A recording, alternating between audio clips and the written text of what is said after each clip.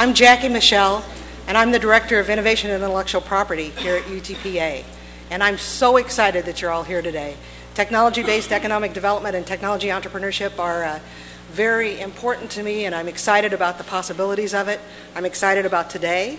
I'm also very excited about our sponsors who were so kind to be able to help us have this event. And they are the MBA Alumni Association, Workforce Solutions, EDCO Ventures, the Texas Manufacturing Assistance Center, Edinburgh Economic Development Corporation, who, by the way, provided our breakfast this morning, the Small Business Development Center Network, the McAllen Economic Development Corporation, the South Texas Manufacturers Association, the Rapid Response Manufacturing Center, and North American Advanced Manufacturing Research and Education Initiative. So I'd like to give all of them a big round, and if you see any of them,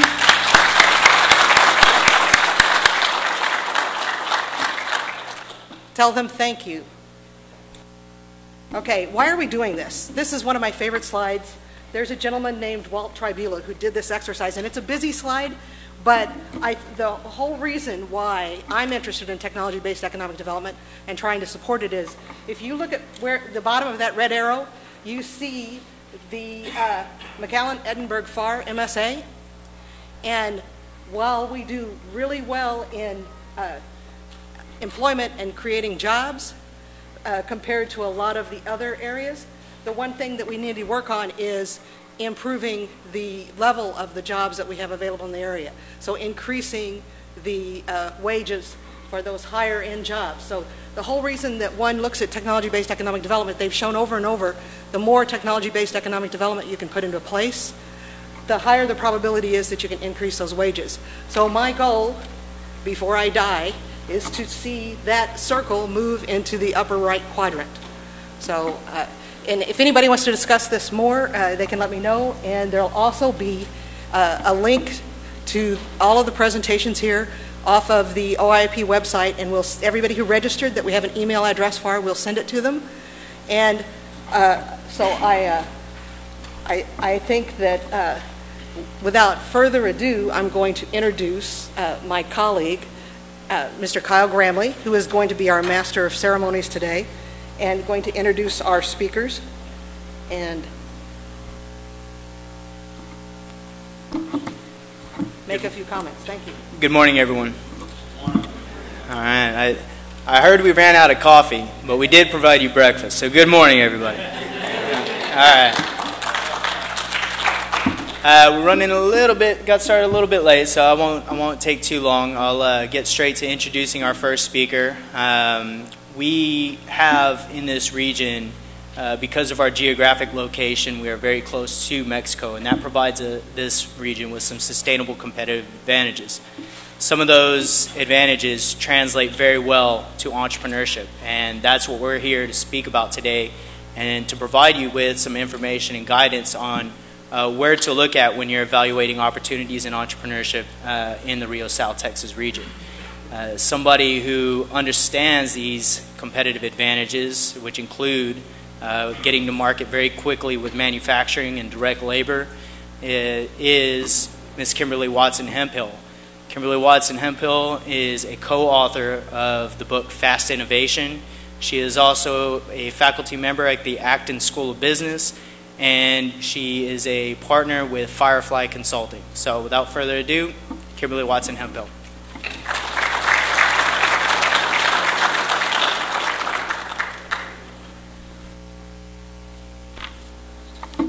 Good morning. Kyle, do you know how to get to my presentation?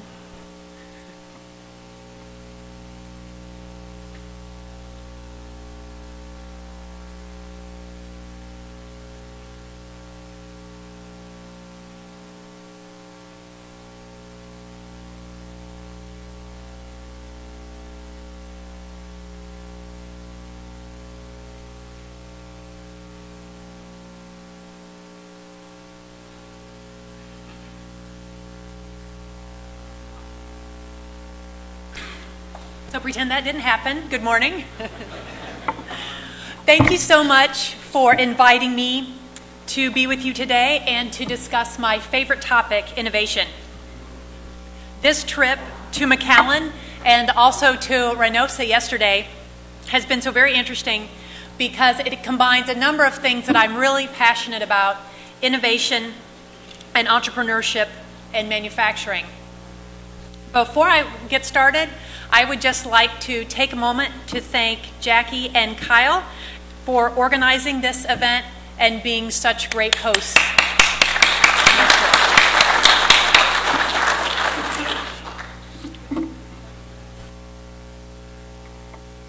So today I am first going to provide some background on innovation and the research that we did for the Fast Innovation book. Then we are going to talk about current trends in innovation. And finally, provide some strategies on how you can be more innovative in your own businesses.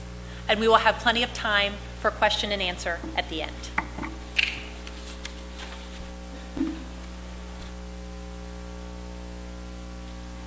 So innovation isn't just interesting because it's fun.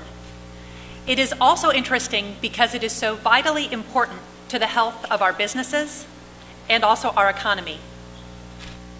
One reason is because of the significant financial impact of growth on a company's valuation. In the book, we have a chart called the Value Mountain. It's based on empirical data taken from the stock market over 5 years, all the companies in the S&P 500. And it correlates the company's stock price to its revenue growth, among other things.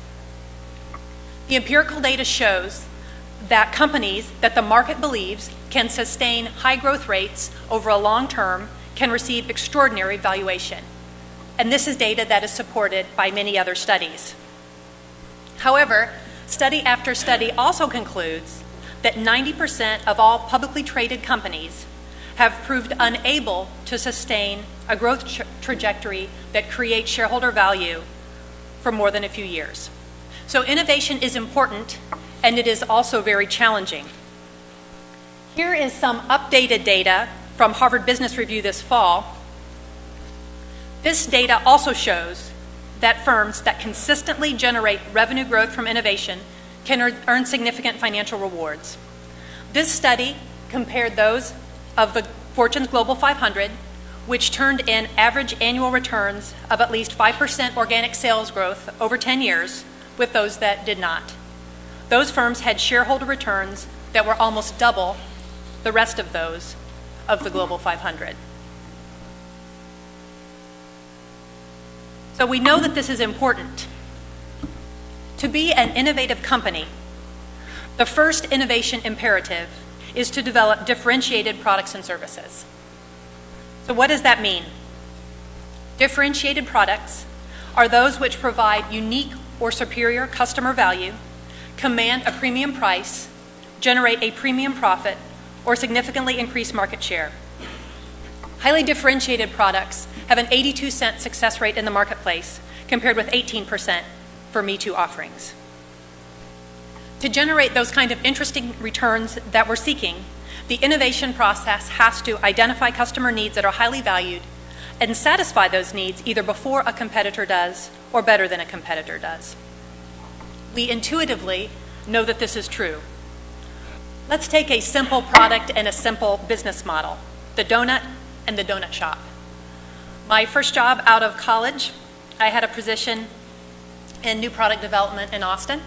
And my colleagues and I would go in the morning to take a break. We'd go to a little donut shop called Donut 7. They served delicious glazed donuts and iced chocolate donuts. It was a warm and friendly place. We looked forward to going there. And I'm sure the entrepreneur that ran that business was successful and provided a good living for his family. Has anyone heard of Voodoo Donuts? All right, so someone has heard of Voodoo Donuts. Okay. They are a hip donut shop in Portland, Oregon. So let me tell you about their donuts. One donut that I like, it makes a very nutritious breakfast.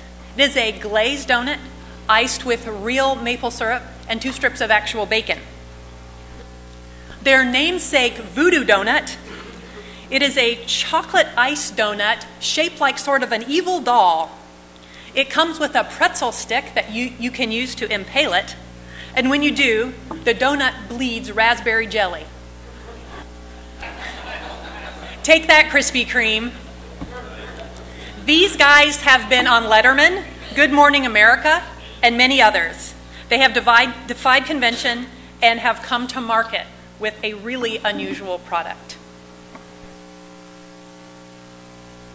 The second innovation imperative is to be fast. Speed to market drives profitable growth. It maximizes your share of industry profit pools prior to commoditization. It accelerates consumer feedback and learning cycles. It allows you to recoup your investment sooner and decrease time to break even. And it increases your capacity for innovation. A recent study showed that at least half of the cumulative operating profit for a new product will be generated in the first 18 months after introduction. Then commoditization will reduce margins during the remaining 5 to 10 years of the product's life. You might be thinking, perhaps the slow movers can make it up over time? Not typically. Based on our data, 90% of the gross margin goes to the first 3 entrants in the market.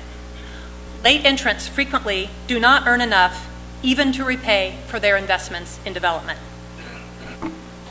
How many of you are on Twitter?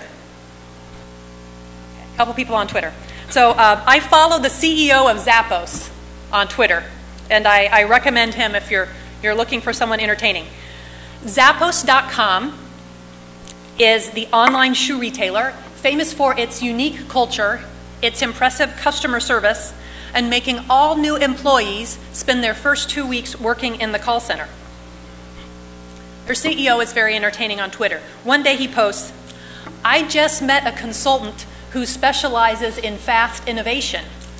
Is it really innovation if it's slow?" And I thought that was hilarious. First, because that's the name of my book, and I would be fascinated to know who he met. And second, because he's right. It isn't innovation if it's slow.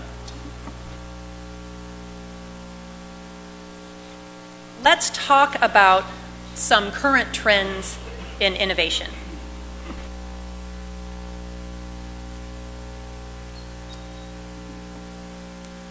Economic indicators provide conflicting reports, but it is clear that cost reductions are going to be a business necessity for the foreseeable future. This has driven some interesting changes in consumer behavior. One of the ways that I have seen it referred to, which I liked, was the good enough revolution. Have you noticed that products that trade off features and traditional quality for low price and convenience have been increasing their presence in the marketplace? Let's consider the rise of netbook computers, Skype, Amazon's Kindle book reader, Hulu.com.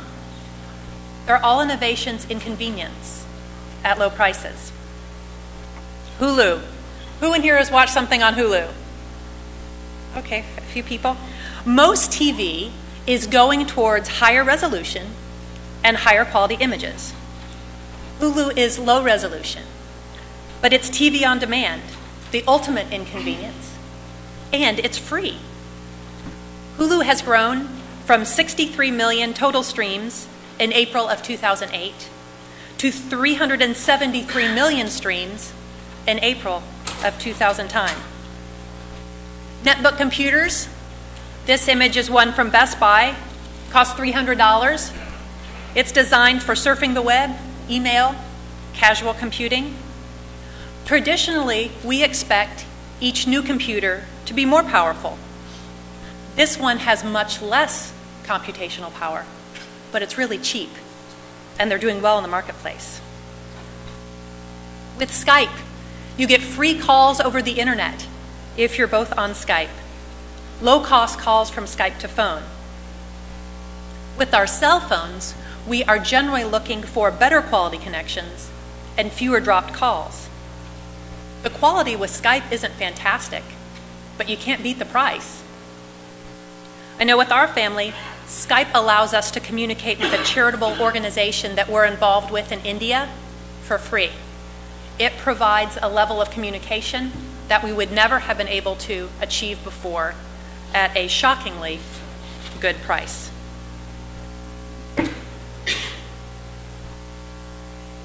Here's an interesting quote from the CEO of 3M. This is from the Wall Street Journal earlier this week. And he is discussing communicating with his research and development team. He said, when we first started talking about going after the stuff at the bottom of the pyramid, a lot of them felt that what was interesting was at the top. These people are turned on by things that are intellectual challenging. We had to convince them that intellectual challenge is making a real innovation that costs next to nothing. So many people ask when they're designing, what can I add? But sometimes the best question is, what can I take away? Their team is currently working on ways to make the lowest cost, high performance respirator possible.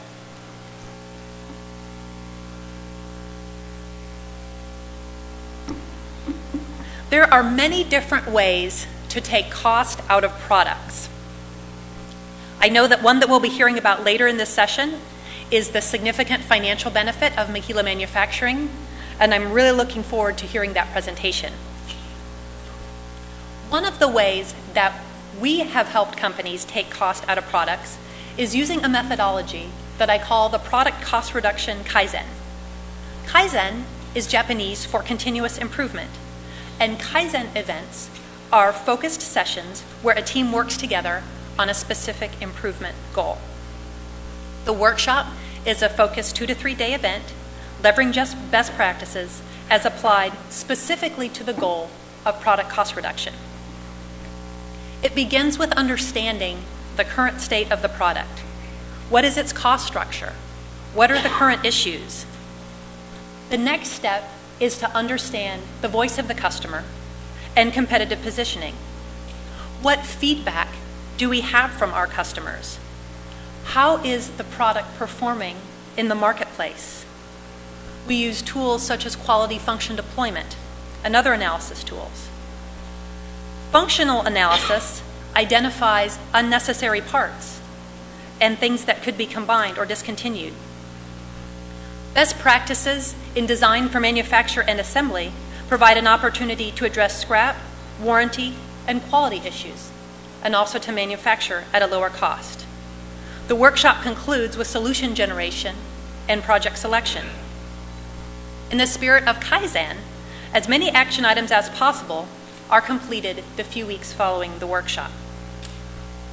In this example here, we were working with the manufacturer of mobile hydraulic cranes. This company's culture, like many, was to design from scratch as much as possible with every new design. It was well-intentioned. The team always wanted to make everything just a little bit better. However, over time, missed reuse opportunities to each model increased time to market, drove up inventory costs, increased manufacturing complexity, and suboptimized purchasing decisions. The cab was identified as a significant standardization and cost reduction opportunity. The team was able to standardize on a common cab, implement a modular approach, and agree on an official standards list. You can imagine the unnecessary cost generating by stocking over 30 thicknesses of steel. And from an innovation standpoint, the team was able to focus on improving the few elements of the cab that actually impacted the customer and the customer's purchasing decision. We had great success with this. With this crane project that we were working on, we were able to reduce the cost of their cab by 48%. We were also able to make significant improvements in other subsystems as well. Overall, we reduced the cost by 26% of the entire mobile hydraulic crane and increased functionality from the perspective of the customer.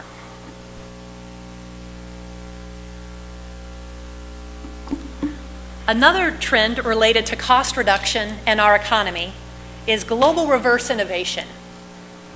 Did anyone else besides me watch a whole bunch of the Olympics? There was a great Olympics ad. It was a GE ad. Healthy Imagination was their theme. And it showed doctors throughout from various destinations, from different periods of time, all coming to look at a sick little boy's tummy. And at the end, they revealed the GE handheld ultrasound. This is one of their showcase products, and it also showcases a new model for global innovation. So the old model was developing high-end products at home and adjusting them very slightly for different markets around the world. This will not suffice as growth slows in rich nations while opportunity explodes in new markets. So the original project, the original product, ultrasound product, in the 90s, GE served the Chinese market with an ultrasound developed in the United States. It was very expensive, over $100,000, and the typical customer was very sophisticated, and it was a large hospital. As you might imagine, this product sold poorly in China. However, there was a disruption from the Chinese innovation team at GE. And in 2002, a team from GE in China developed a cheap portable machine driven by a laptop computer. The goal of this product was to serve Chinese rural clinics, and the price, instead of $100,000, was $15,000. However, after they marketed it in China, they also found significant additional opportunity in the US for ambulances and emergency rooms. They now have a new generation of this technology yet again.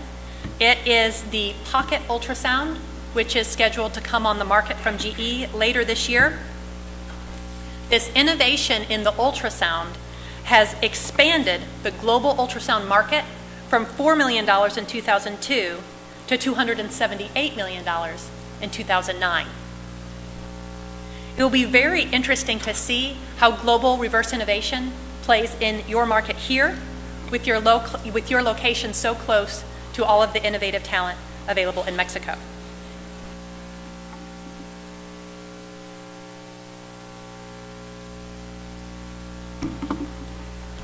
Green thinking is here to stay, and it isn't just for people who have a natural affinity for the environment or Al Gore fans. Companies that can use their resources in the most efficient way have an advantage, and everyone needs to lower their costs. A number of years ago, I had the opportunity to work a project at BMW to reduce electricity spend in South Carolina. They had very significant savings, and we did similar work at Caterpillar. UPS is now famous for having saved $3 million in gas costs by significantly reducing their number of left-hand turns. Who would have thought that something so small could have such a significant impact? I'm always looking for an opportunity to plug a Texas startup. At the Hornsby Bend Wastewater Treatment Facility in eastern Travis County, Sunrise Ridge Algae is testing ways to use algae to create renewable fuel. Their products will reduce emissions, water pollution, and potentially create new sources of renewable energy. How could green be an opportunity in your business? Is there an opportunity to reduce costs? Is there an opportunity to leverage into something completely new?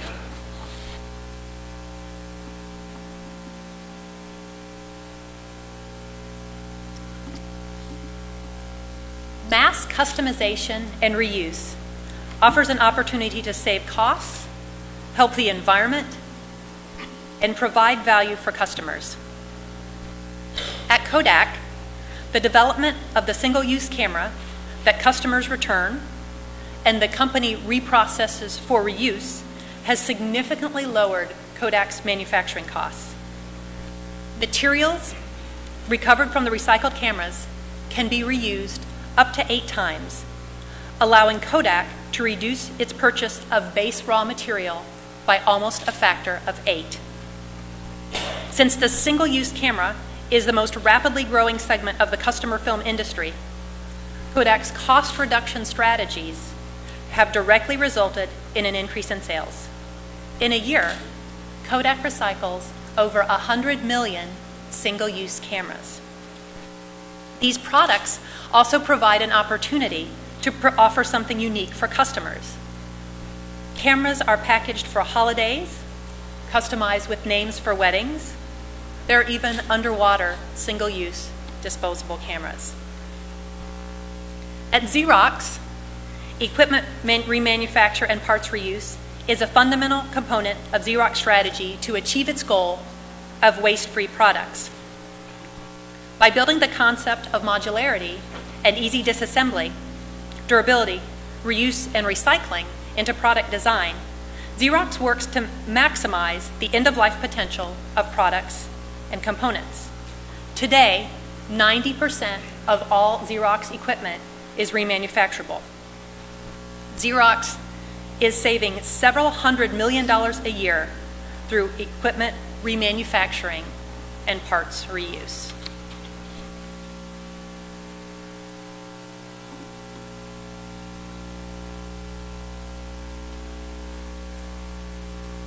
Let me challenge you today. Do you think social media is a fad? It took radio 38 years to reach 50 million users. It took television 13 years to reach 50 million users. The internet, 4 years. The iPod, 3 years. Facebook added 100 million users in less than 9 months. If Facebook were a country, it would be the world's 4th largest. Celebrities like Ashton Kutcher and Ellen DeGeneres have more Twitter followers than the populations of many companies.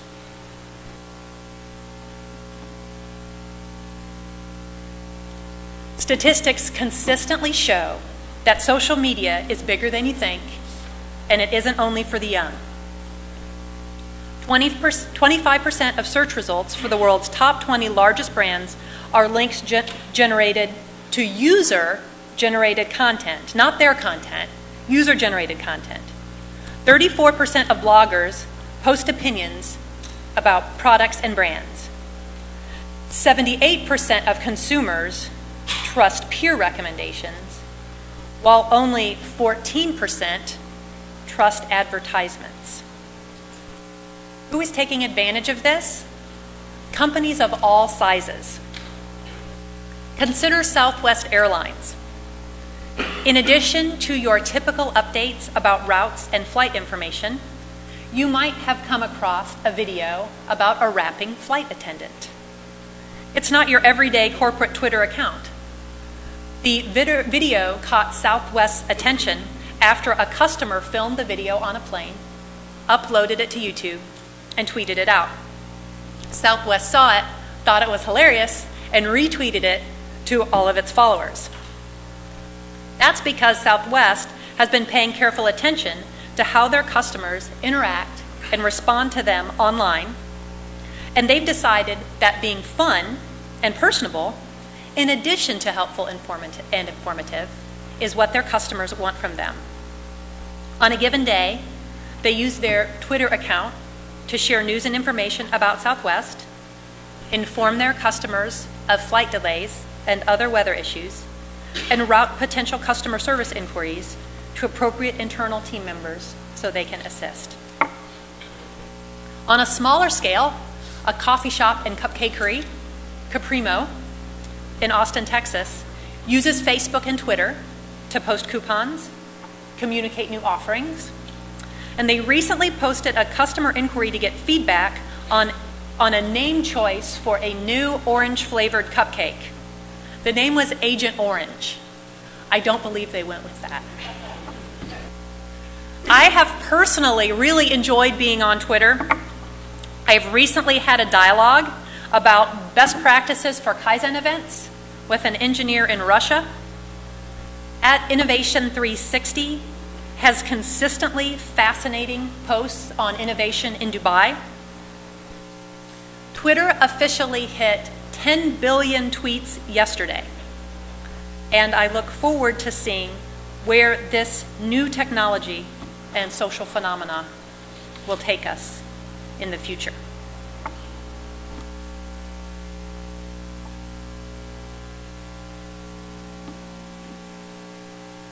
The question that I'm most frequently asked, besides how tall are you, is how can I be more innovative in my business? I would like to share with you some strategies for being more innovative and for getting those great new products to market sooner.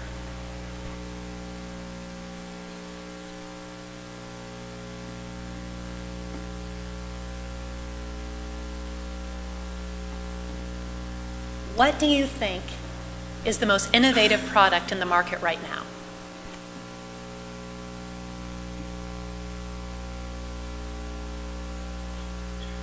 There isn't a right answer. What do you think? Opinion poll. The iPad. All right, there's the new iPad. Has anyone physically seen it? I've just seen the advertising. I love my iPhone, so I'm interested to see that. Anyone else have an opinion? Most innovative new product right now?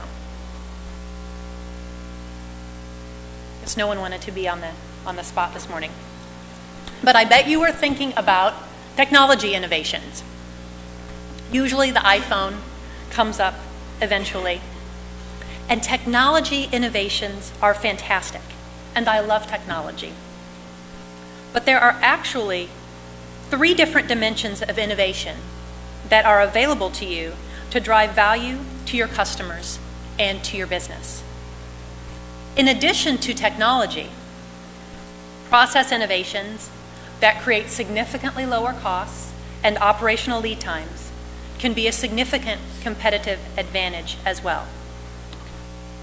Some companies have embraced process as a part of their strategy. If your business has innovated in its processes so that it can deliver more efficiently and more cost-effectively than the competitors, this can be a huge strategic advantage. One way to work towards that is with a process improvement methodology called Lean Six Sigma. Lean is about being fast, agile, flexible, and reducing costs. Six Sigma is about improving product quality with statistical methods, all things to improve our processes. Companies such as Caterpillar, Xerox, Eli Lilly and Company have been very successful in this.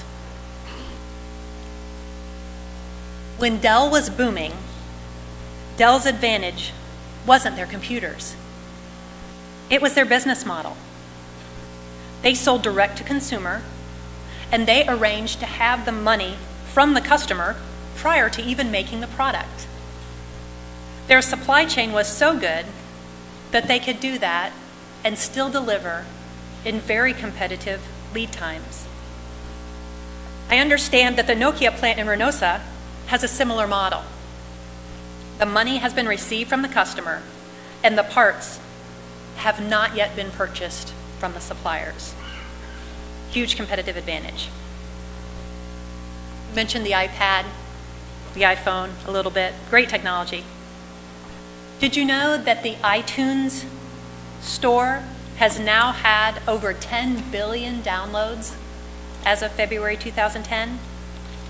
This technology has spun off a number of whole new industries. But let me share a story with you about an industry that is much lower tech. Let's talk about cement. Cemex is a global leader in cement. Cement, as you know, is a very mature commodity type product. If you go to their website, it says, "We don't follow convention, we lead with innovation." For those who think there's little left to do in our industry, think again.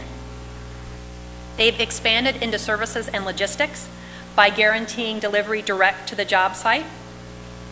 They've expanded into microfinancing to help people build affordable homes in Mexico.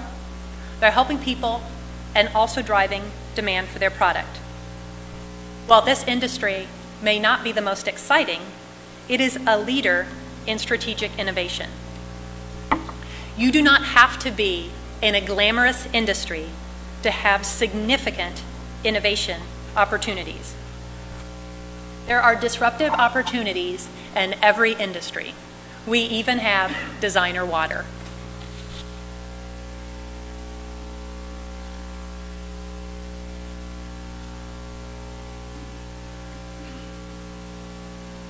One of the keys to success with innovation is truly reaching what we call the heart of the customer and bringing something to market that is really of compelling value to them.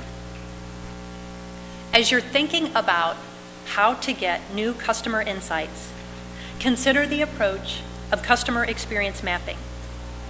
In this approach, you consider not just the core product, but how it is selected, purchased, delivered, installed, and replaced.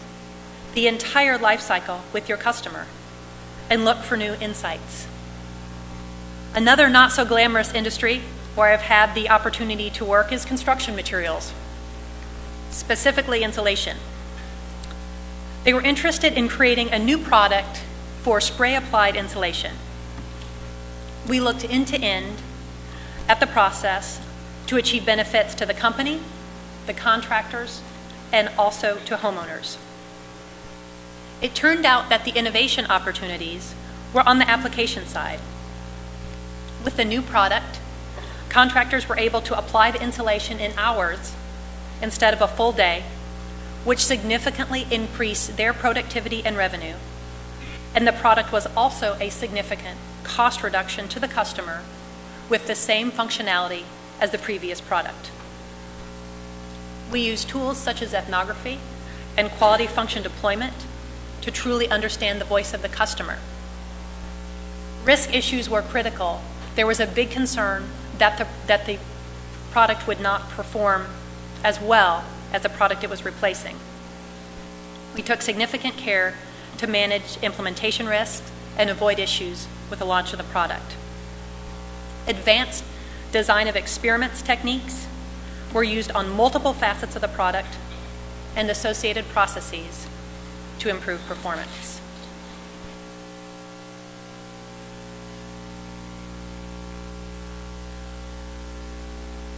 Another technique for getting at the heart of the customer is ethnography. Ethnography is often described as using observation in addition to what people say, as what people say can sometimes be inaccurate or unreliable.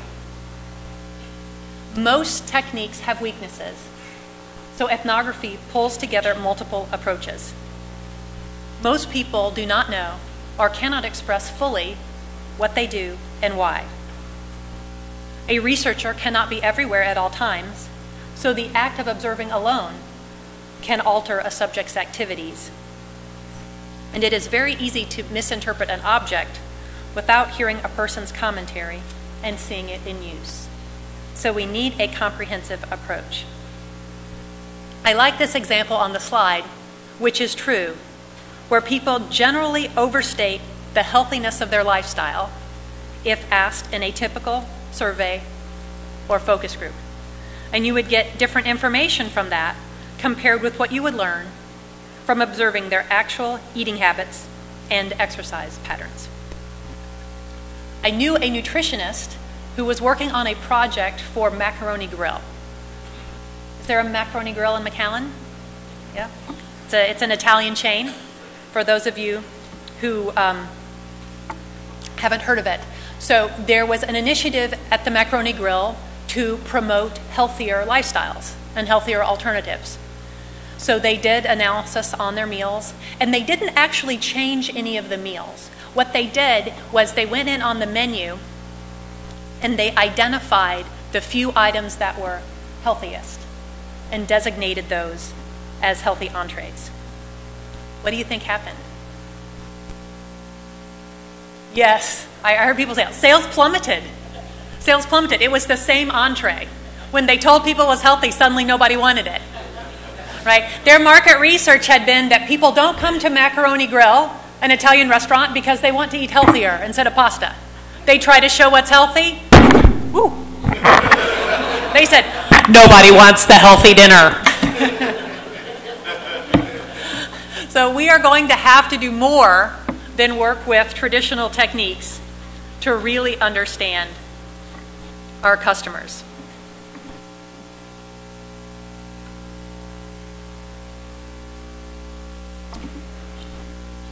Traditional voice of the customer techniques focuses on customers who are currently being served and on improving needs that they can clearly articulate.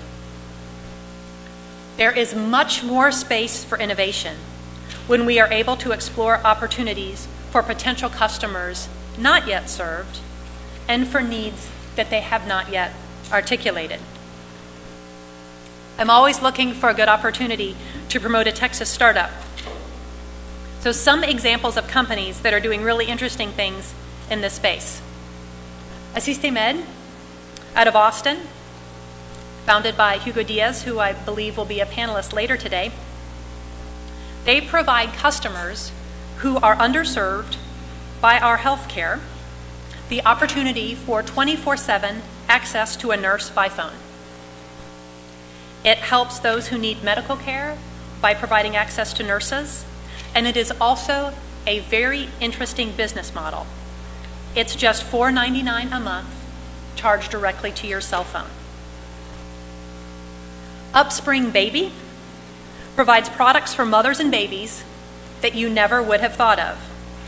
The first product, which was very successful, was a home test for alcohol in breast milk. They branched out into products that help babies walk and to help mommies shrink their hips, which is something that all of us need. Idioma helps those with English as a second language learn English by providing context-sensitive phrases that they can immediately use right from their mobile phones. In Cedar Park, Texas, Mystic Pharmaceuticals, their researchers are designing devices to deliver drugs through mists sprayed in the nose or eyes, a method more precise than drops for diseases such as glaucoma. They are also lower cost. Heart of the customer requires more creative access to deeply seated frustrations and delights. We need to seek insight into the who, the what, and the why of our customers. Look beyond the current scope of your business, the articulated needs, and the customers that are always being served. Keep customer exploration unencumbered by your current expectations about their needs. Look at the entire customer experience surrounding the product or service. Look for bigger issues with your customers. Look outside current solutions to uncover how others are solving customer problems. Focus on the will they need it and will they buy before can we do it. Make all customer learning as tangible as possible for the team and for the leadership. Get as close to real customer empathy as possible.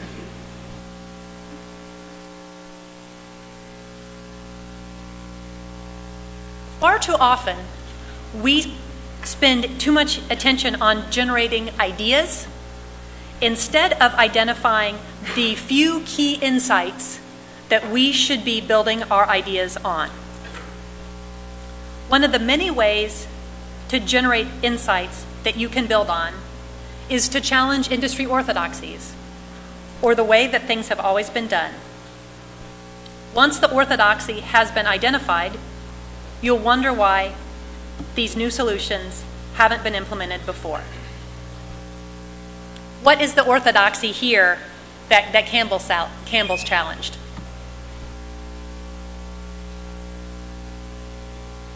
Yes, these products provide a lot more convenience. The orthodoxy was soup comes in a metal can. Right? Soup always had come in a metal can.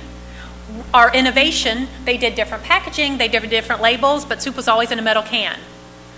Right? That limits what you can do with it. Here's some innovation in convenience. We have microwavable products on the left, and then on the go, microwave, drink it out of a cup, handheld on the right. So they identified that and they challenged it. Nestle was the first to introduce ready-baked cookies. Pillsbury had always sold cookies in a tube. Nestle stole significant market share by challenging that convention and bringing consumers additional convenience at very high margin for Nestle. Similarly, the Nokia plant in Reynosa makes mobile phones in a number of different colors, with supporting accessories in different colors as well. Cell phones historically had always been black or brown. I wonder why. And I wonder what the orthodoxies are that you could challenge in all of your businesses.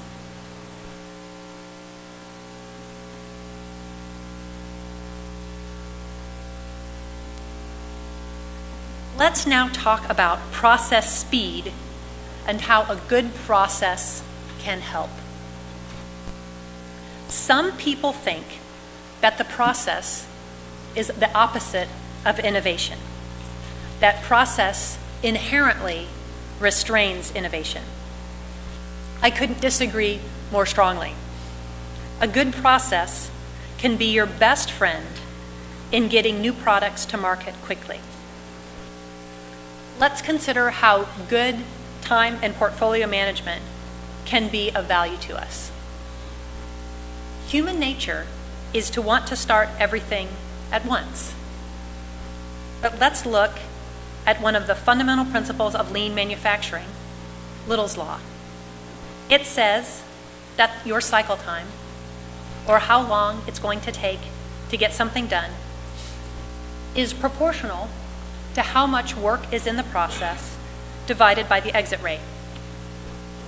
If you think of a Walt Disney World ride as an example, the exit rate is fixed.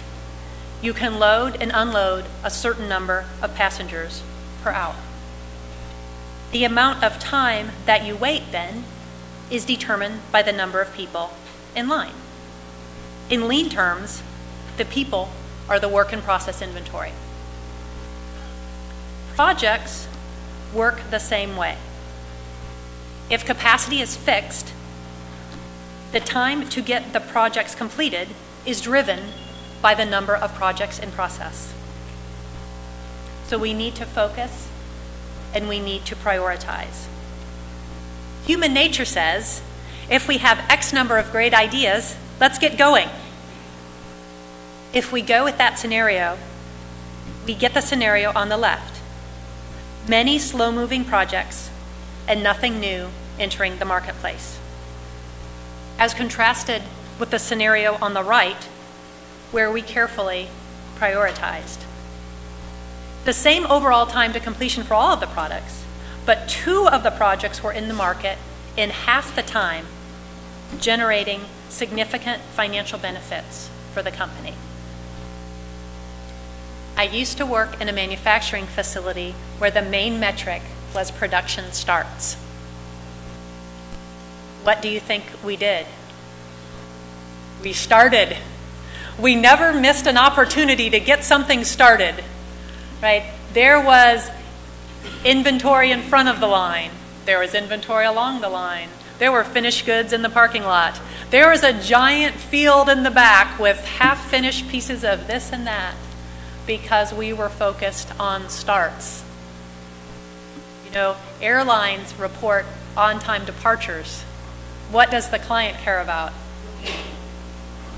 On-time arrivals, right? We need to focus on what is exiting from our process, not what we are starting into it.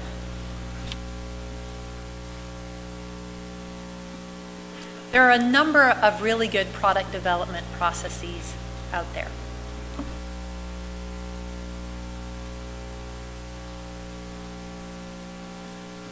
I would like to talk about one approach to bringing new products and services to market that I have seen be very successful. You have probably heard of Lean Six Sigma. It is a rigorous, data-driven approach to fixing existing processes that need improvement. Most often, improvements in speed, quality, or cost. Lean is focused on flexibility, waste reduction, process speed. Six Sigma is focused on data analysis and quality tools. This methodology was originally developed by Motorola in the 80s, enhanced by GE and Allied Signal and many others since, and evolved over the last number of years. Practitioners of this methodology thought, wouldn't it be great if there were a similar approach when designing things from scratch, so that we wouldn't have to keep fixing them down the road? Design for Lean Six Sigma is the aspect of Lean Six Sigma that specifically focuses on new product development. It incorporates all phases of new product development, including market segmentation, requirements gathering, concept selection, system design, detailed design, pilot, and production. It follows a methodology called DMEDI: define, measure, explore, develop, and implement. The define phase focuses on understanding and identifying the opportunity. The measure phase begins the voice of the customer, where we go deeply into understanding the customer needs and developing the scorecard by which we are going to measure the success of the project.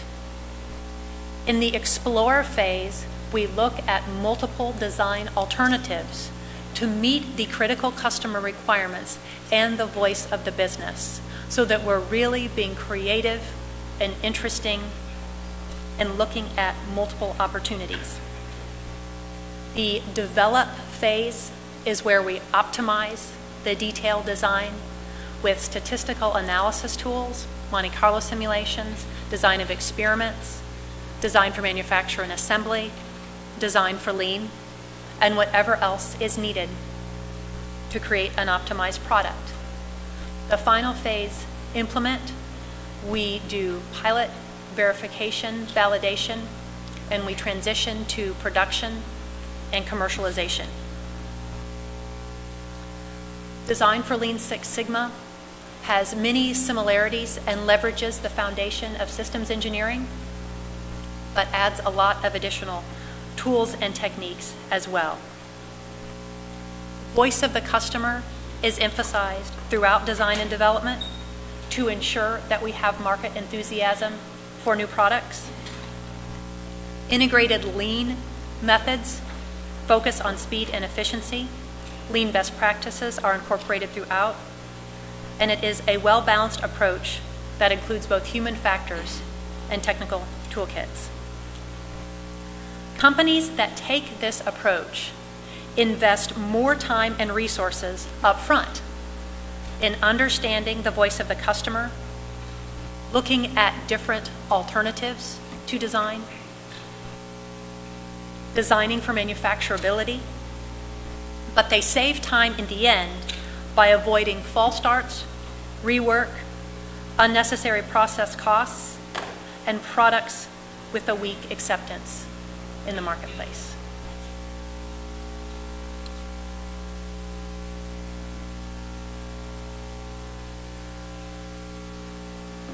So we've talked a little bit about the research from the book, some of the current trends in innovation, and some suggestions on how you could apply these to your business.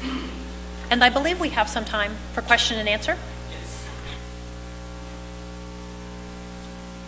And you guys were kind of quiet, so I encourage you to speak up now. Make a comment.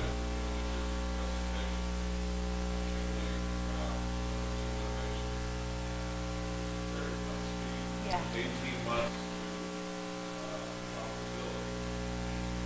I know you covered a lot of things quickly. Snap on that a little bit. What is profitability mean? All the investment required to Let me. Yes, I understand the question. Let me just get back. Is this slide right? Yes. Let me step back and talk a little bit about this data.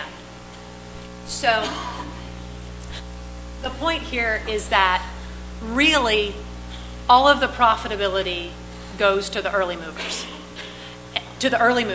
to those who are first to market. There are a number of different bodies of research that have been done on this. The specific number of months of how long the product is going to be profitable before the competitors move in, before it comes commoditized, will vary differently depending on your industry and your products. But the part that was most interesting to us when we were investigating this was how very consistent it was that if you didn't get to market with the product very quickly relative to the competitors, most of the opportunity was gone. And there are certainly exceptions to that, but I found it surprising how consistent it was. I remember one of my early experiences with seeing just how quickly the early mover advantage could go. I was talking with a company that made fasteners, and they'd done some interesting things. They'd done some kind of clever things with fasteners. They came out with multicolored twist ties. You could get red and green ones at Home Depot for Christmas. They sold burnt orange ones for the Longhorns in Austin. They did a number of things. But they did a lot of different fasteners, not just twist ties. But some customer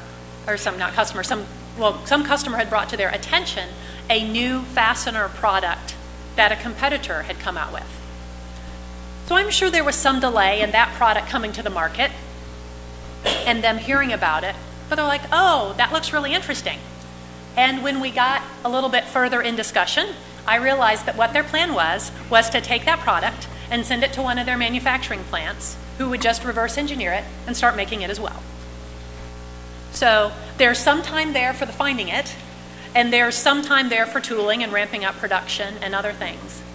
But that other competitor's advantage was lost as quickly as the new competitor could find the product in the marketplace and ramp up their own tooling capabilities and production. It was like, wow, that was lost fast. So the amount of money I put into a new product. Yeah. Assuming I've done all my Right. So assuming a market for the product. Right. Making all the correct assumptions. Do they need it? Will they buy? Yeah. Can I make it? Those three. Most of the operating profit is going to be generated in the first 18 months.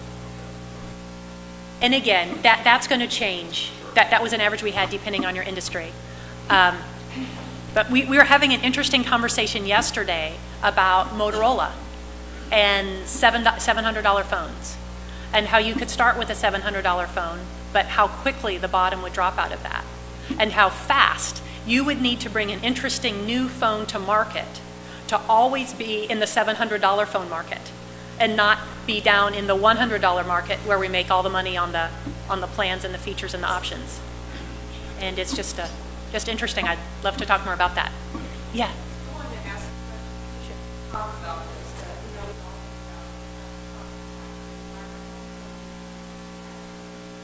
How fast can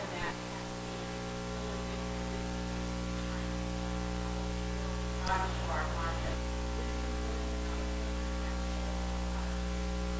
So there are probably people in this room. Oh, sure.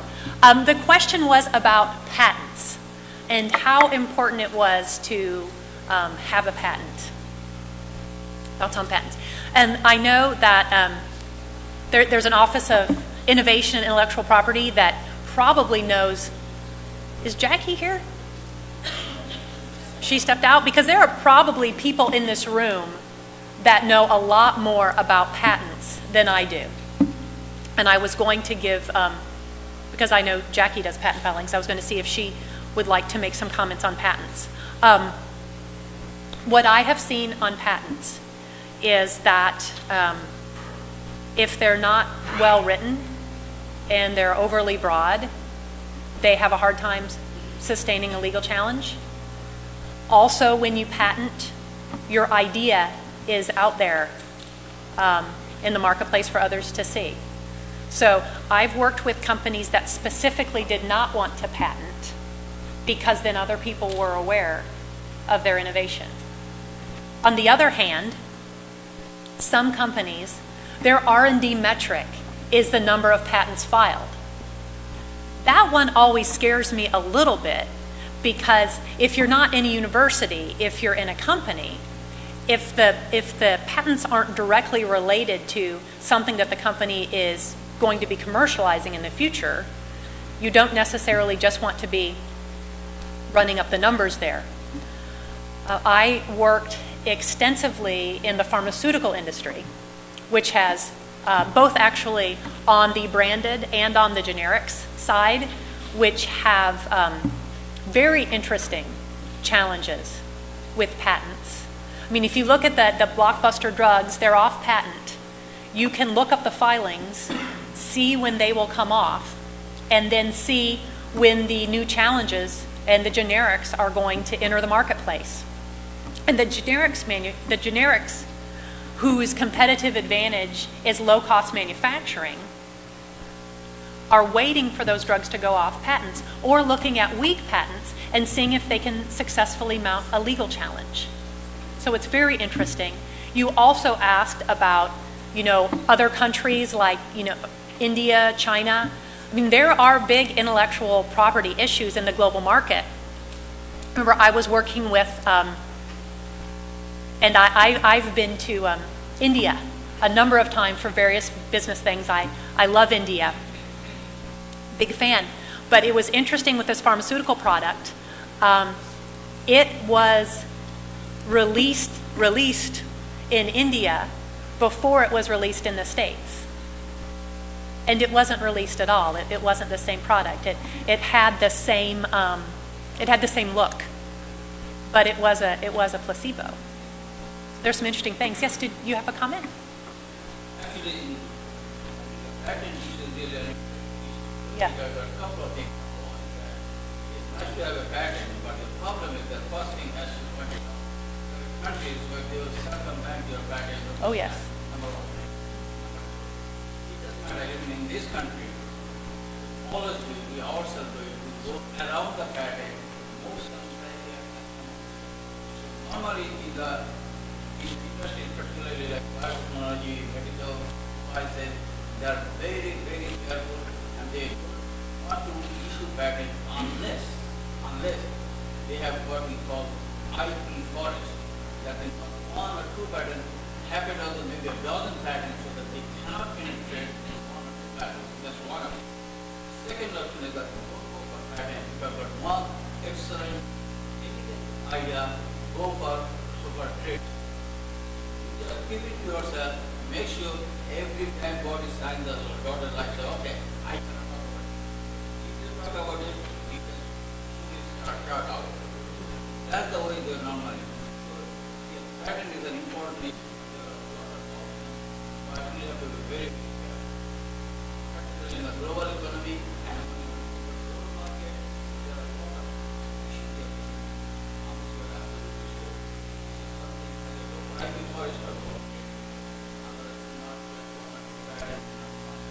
I was in a thank you for adding that. I was in a fascinating conversation about a patent just a couple weeks ago. It was a discussion with an oil and gas company, and the competitor had filed a very detailed and wonderful patent. And so this company was trying to come up with a new product that was not in violation of that patent, but provided the same functionality to the customer. So on the one hand, that patent was very good because it did protect that company's intellectual property. It was very well written. On the other hand, it let this other company know all sorts of details about that technology that they were completely unaware of. So it's a bit of a mixed bag. I think that really the issue of patenting and what y'all are getting into really highlights the importance of not just innovating once, but actually implementing methodologies and systems for fast innovation, because the point is that you have to stay ahead, right? Which really gets into the mass customization part of this region, is that you have to keep moving and keep innovating to stay ahead. Do you have a experience with patents? Well, I work in the Office of Innovation. Right. So yes, I do have a little experience. Any comments to add? Well, I think actually Dr. Sarkar got into some good points. Is that you get everybody to sign on the line, and you're constantly staying ahead. Yes, you file your provisional to protect certain pieces of your technology, but you also have to evaluate it as an entire strategic perspective. Are there any more questions for Kimberly?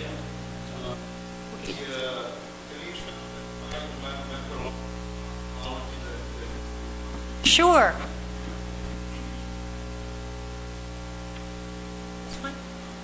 So, how many people are already familiar with Kaizen? Okay. About half the room. So, Kaizen for the question was to talk more about product cost reduction Kaizen. Kaizen, again, it's Japanese for continuous improvement, and it is a phenomena originally for manufacturing. And you get a team together to work on a focused problem. Again, historically, it was originally a manufacturing problem. You get the team together and you apply lean best practices, and the idea is to be very focused and do it quickly, and ideally implement the solutions within the Kaizen events. So the original Kaizen events in manufacturing, if they were a plant layout redesign, they would try to relay out things as much as they could immediately following the Kaizen. So some of the magic, if you call that, is in the best practices, but some of the magic is also just in getting a cross-functional team together to work on an issue for a predefined period of time and implementing rapidly afterwards so that you're able to get results while the momentum is still there. So we developed a Kaizen approach, similarly to the lean manufacturing Kaizen for new product development, in bringing together a number of the tools that we have seen work successfully to take the cost out of products. And it starts very much with understanding the current state of the product, what the competitors are doing, what the customers are really doing. And then it gets into looking at the specific components, looking at design for manufacture and assembly opportunities, and things that can be improved. And I've just seen tremendous success with this. And part of it is that the way things are typically designed, they are not designed for modularity. They are not designed for reuse. They're not designed with the big picture in mind. Things are typically designed to optimize that individual product as it stands by itself, and not look at the larger product lines for cost reduction opportunities. I was in a hilarious conversation just a couple weeks ago with an engineer. He told me he was a mud engineer, which was a whole new area of specialty for me to learn about. But he was talking about this product that he put together, and he was laughing that he had made the mistake, he is based in Scotland, of sourcing a part from Australia. So instead of seeing something that could come close by to where he was going to be manufacturing in Scotland, he found a product that was a little bit better part in some way or another, some way, fit, form, or function a little bit better. He ordered the thing from Australia. Well, Okay, that's nice that that component performed a little bit better, but you have now added the cycle time delay of shipping from Australia and the cost of shipping from Australia. Instead of getting with the purchasing team and saying, hey, you know, we don't need to order fasteners from 10 different suppliers. Let's get our brains together, decide who's going to supply our fasteners. We're going to pick 3 models and we're going to put them in all the parts. When people really become interested in cost reduction, there's a lot that is there typically without doing anything that negatively impacts the customer.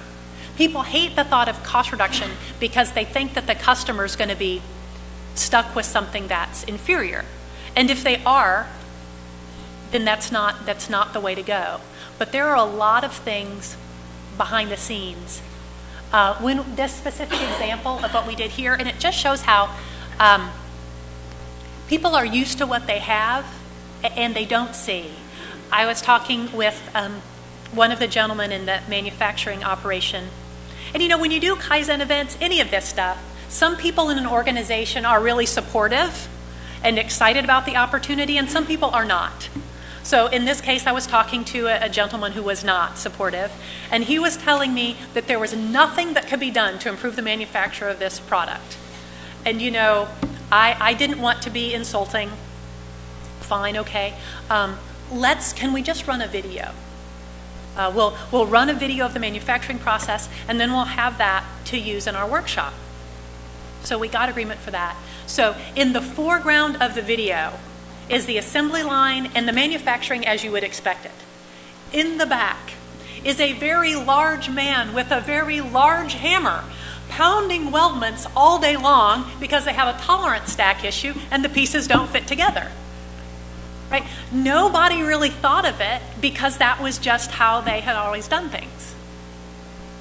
So that was a funny example. There are typically less comical but profitable examples to consider if you go in specifically with cost reduction in mind. Yes? Just a couple of comments Sure. about patenting from a Right. university Oh, standpoint. great. You can share. You mentioned the confidentiality. Right. Patents are how they measure us, Okay. basically, in universities. And it's also how we identify intellectual property for the most part. And most tech transfers are set up to license intellectual property. And so that's a challenge. There are also trademarks, though, which I think is going to be important in the future. But I would just mention 2 other constraints in the university environment or any place in patents. And it's time, not just confidentiality, but also time and cost. There's about a 3-year backlog in the patent office right now. Yes. We're understaffed. It's horrible. There's major patent legislation, reform legislation, that's going to impact the ability of patents to be enforced. And finally, it costs money to patent, not just in the U.S., globally. When you have a U.S. patent, you do a global patent. And universities, at least, and I think companies as well, have to determine how they use their resources. They have to set priorities with very limited patent rights. And that's not just true for small ones, universities, but large research agencies have to do that too. So I think that patents in the university environment can become sort of an excuse for failure, an excuse for not pursuing something. And we have a notion of proof of concept funding that addresses your earlier point of, does it work? Can we do it? Yeah. And, I just last week made the point in Washington that, the current buzz is proof of relevance. Who cares? Nobody wants it. Yeah. So, the buzz is kind of changing, the model is changing, but just those comments on Well, it seems that if the university is measured on patents, and that's what defines the opportunity to license. right. Hello. And that's what defines the opportunity to license commercially, then it would be highly desirable. Highly desirable. All these processes, you mentioned the backlog in Washington, all these tools and techniques that work for business process improvement and manufacturing process improvement also work for transactional processes. When I was working in pharma, we were just so hoping that the FDA would invite us in for some process improvement, which, as you can imagine, of course, never happened. But on the patent side, one of the organizations that I worked with, where they were really very big into filing patents as part of their strategy, they had a significant backlog on their own end. And one of the things that was worked on was a lean project to streamline their internal patenting process. And it was very entertaining. I mean, how things would be reworked through the same attorney and all kinds of stuff. You know, when you, if a process, any kind of business process seems cumbersome, if you take the time to document not how it's supposed to go or how it's officially documented, but how it actually works, and put a value stream map of that together, you'll find some good opportunities. Medical billing, yes. They haven't asked me either, and I'm disappointed. Yes, Yes, sir. Yeah.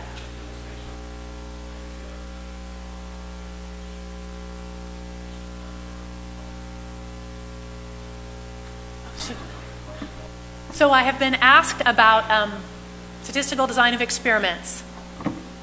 How many people here are familiar with that? I always like to gauge my audience. So most people. And the question is, how is design of experiments relevant to new product development? You know, you've heard the hammer, the story, if you've got a hammer, everything is a nail. Well, one of my early favorite tools was statistical experimental design.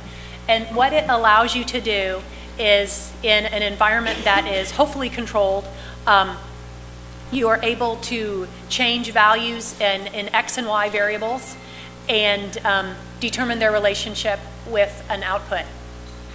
And the question was, how does this apply to product development? Early in, and I'll just throw out some examples, and maybe those of you that have others could share them as well. One of my early jobs out of college was to work in a product development lab. And we developed high precision cutting tools for the printed circuit board industry. So if you think of printed circuit boards, there are those big green panels, and the tools come around and cut out all the little shapes. That was my product. Router bits, they're about the size of a human hair. It was an interesting product. But when we designed them in the lab, what we would do is we would change the physical dimensions of aspects of the router bit that we knew were critical. So they had different characteristics that we knew, or we thought that we knew. They would impact how long the tool life it was, how much debris would be offshoot, when it would break, all those other things. So we would vary the dimensions of the product, and then we would measure those different responses, and we would try to determine which combination of the dimensions was yielding the best performing design. We also took that with those products a step further, and we went to our customers, and we would work on design of experiments for how to optimize these tools in their production. So you could also look at the cutting tools, and you could look at how they were used in process. So you could look at the speed of the machining equipment and the CNCs and other things, and you could look at those parameters, and with design of experiments you could measure those and see which tools again were going to have the best geometry and how to optimize the product for them.